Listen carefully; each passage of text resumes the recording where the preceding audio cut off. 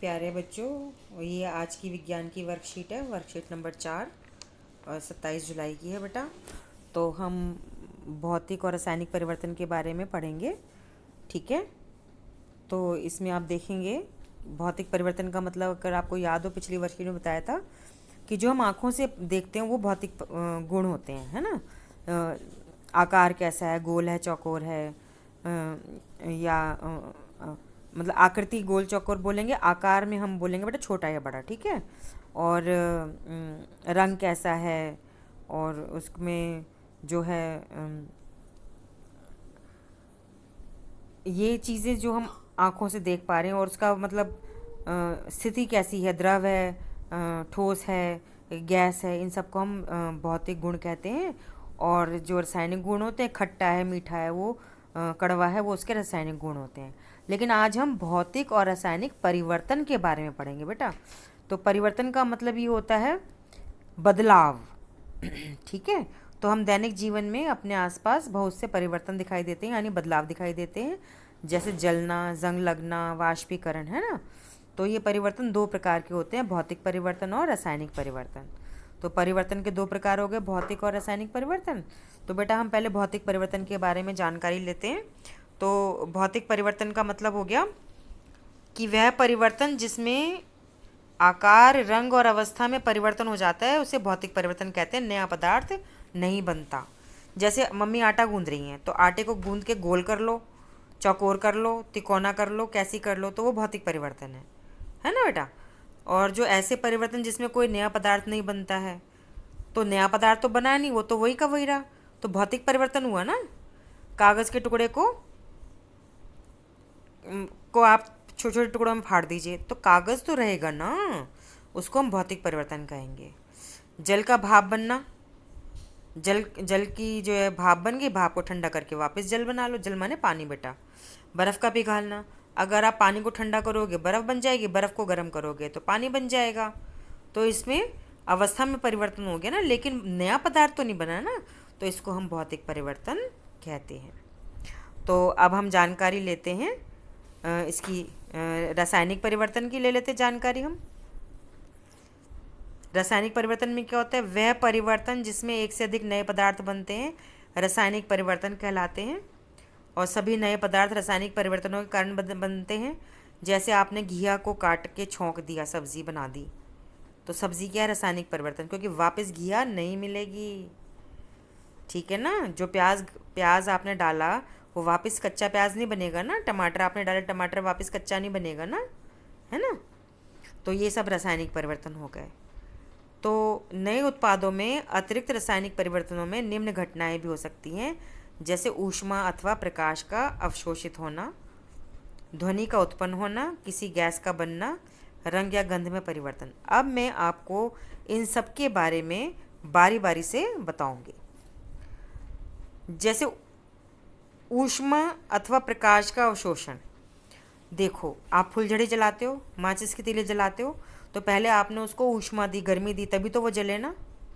तो उन्होंने ऊष्मा को चूस लिया। तो बेटा विज्ञान पढ़ रहे हैं ना, चूसने का मतलब अवशोषण। ठीक है ना। तो प्रकाश का अवशोषण होना, तो बेटा ये तो प्रकाश का अवशोषण गलत लिखा है इसमें। प्रकाश निकलता है, क्योंकि जब भी माचिस की तीली जलाते हो, फुलझड़ी जलाते हो, बम पटाखे चलाते हो, प्रकाश निकलता है ना, पहले वो ऊष्मा चूसता है, यानी जलाने के लिए आप उसको गर्म करते हो तभी जलता है, तो ऊष्मा उसने चूस ली, यानी ऊष्मा अवशोषित कर ली, और फिर उसमें से प्रकाश निकलता है। तो बेटा यहाँ पे करेक्शन करेंगे, प्रकाश का निकलना। ध्वनि का उत्पन्न होना, जब बम पटाखे फूटते हैं, गरम गरम होते हैं, तभी तो उसके फटते हैं, फटने का मतलब आवाज़ पैदा करना, आवाज़ को विज्ञान में हम ध्वनि कहते हैं। ठीक है बेटा। गैस का बनना, तो बेटा जब कोई चीज़ जलाते हैं तो धुआं निकलता है ना, नाक में चढ़ता है ना। अगर आप पटाखा जला रहे हो, कागज़ जला रहे हो, प्लास्टिक जला रहे हो, तो आप नाक में सूंघ सकते हो उसकी जो धुआं निकलता है किसी चीज़ को, नहीं ना, क्योंकि उसमें तरह तरह की गैसें बनती हैं, बदबू आती ना जलने की, तो बेटा गैस की वजह से होती है। तो गैस बनी ना, तो इस परिवर्तन को हम रासायनिक परिवर्तन कहेंगे। रंग या गंध में परिवर्तन, अब भाई देखो, अगर आप लाल रंग का कागज़ है, उसको आप जला रहे हो या गर्म कर रहे हो, तो वो उसका रंग बदल जाता है। प्रयोग करके देखना। आग बेटा मम्मी के ये सहायता से करना, कहीं आप आग लगा लो। ठीक है। गंध में परिवर्तन मतलब रोटी जल गई, जल गई तो उसमें रंग में भी परिवर्तन हो गया और गंध में भी परिवर्तन हो गया। जलने की बदबू आ रही है, खा नहीं पाओगे, रासायनिक परिवर्तन हो गया तभी तो नहीं खा पा रहे। तो बेटा रासायनिक परिवर्तनों के उदाहरण है किसी भी पदार्थ का जलना, प्लास्टिक का निर्माण या लोहे पे जंग लगना। ठीक है, तो ये सब हम रासायनिक परिवर्तन कहते हैं। ठीक है बेटा, अब हमारा आ जाता है कि हमने क्या सीखा। तो स्वयं को जांचिए। आपका पहला प्रश्न है, निम्नलिखित परिवर्तनों को भौतिक अथवा रासायनिक परिवर्तन में वर्गीकृत कीजिए। तो कोयले का जलना है तो ये रासायनिक हो गया, भोजन का बासी खराब होना रासायनिक हो गया, लकड़ी काटना भौतिक हो गया, गुब्बारा फुलाना भौतिक हो गया। तो पूरा नाम लिखेंगे, रासायनिक परिवर्तन में क्या लिखेंगे, कोयले का जलना और भोजन का बासी होना, और भौतिक परिवर्तन में क्या लिखेंगे, लकड़ी का काटना और गुब्बारे का फूलना। फिर आपका प्रश्न 2 आता है, भौतिक अथवा रासायनिक परिवर्तन के बीच में 2 अंतर बताइए। तो बेटा भौतिक परिवर्तन में तो नया पदार्थ नहीं बनता है और रासायनिक परिवर्तन में नया पदार्थ बनता है। भौतिक परिवर्तन में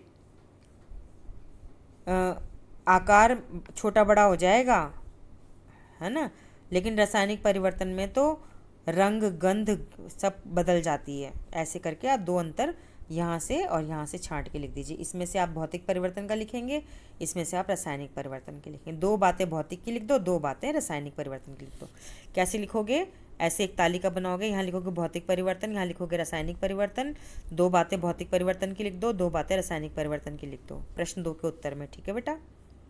तीसरा प्रश्न है, मोमबत्ती के जलने के दौरान किस प्रकार का परिवर्तन होता है। तो इसमें आप लिखेंगे, जब मोमबत्ती जलती है तो भौतिक परिवर्तन होता है मोम का पिघलना, और रासायनिक परिवर्तन होता है मोम का जलना, जिससे कि रोशनी यानी प्रकाश निकलता है और ऊष्मा भी निकलती है। फिर ध्यान से सुनेंगे प्रश्न 3 का उत्तर। मोमबत्ती जलने के दौरान दोनों ही परिवर्तन होते हैं, भौतिक परिवर्तन मतलब मोम का पिघलना और रासायनिक परिवर्तन मतलब मोम का जलना। ठीक है बेटा, और आप अपना ध्यान रखेंगे कोविड-19 नाम की बीमारी से बचने के लिए जब भी आप घर से बाहर जाएं मास्क लगा के जाएं और 2 गज की दूरी का पालन करें, और जब भी घर के अंदर आएँ साबुन से अच्छे से हाथ धोएं। ठीक है बेटा।